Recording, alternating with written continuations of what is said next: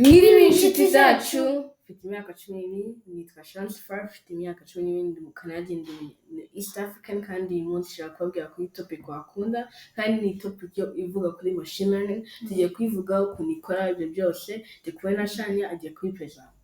Mwiriwe inshuti zanjye, nitwa Shania Zafari, mfite imyaka 8, ndi mu Canada no mu East African. Uyu munsi tugiye kwiga machine learning. Reka tubigemo rero.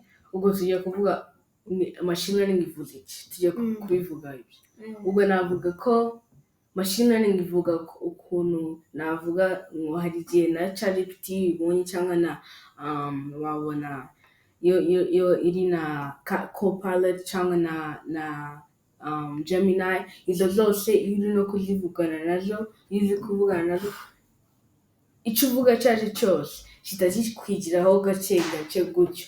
Nuko ujye ubikora n'umuntu uyikoresha hari igihe yabyigiraho, none ukabikora gutyo ikiga ikamenya ibyo ushaka, n'ama email yose ujye utanga, none kugira ngo utangire email ukayitanga neza, ibyo byose bikagenda ari uko. None ukanakora ibyo byose hari Gemini na Copilot na ChatGPT bakwigiraho utuntu dukeya ukabimenya nawe, none bakagukorera ama email. Ibyo byose ni uko machine learning igenda iyo no kwigiraho no kuri ibintu ujya ukora. Ibyo byose iyo iri no muri AI field ni uko machine learning igikora.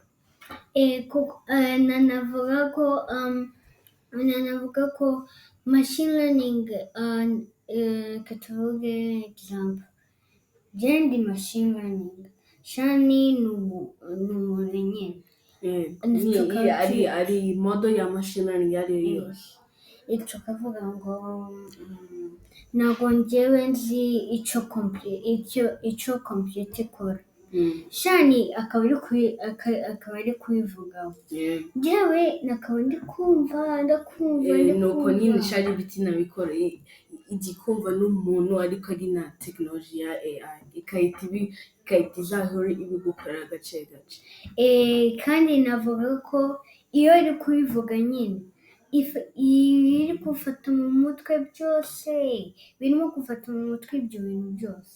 Noneho nyine hari umuntu urimo uvuga ngo se computer ni iki, navuga ko ari iki n'iki, ubundi umuntu akataza akavuga iyo robi nyine, iyo robi machine learning ikativuga ngo machine learning ni iki n'iki n'iki n'iki, computer ni iki n'iki n'iki, kuko imaze kubibazinga ibyo bintu byose.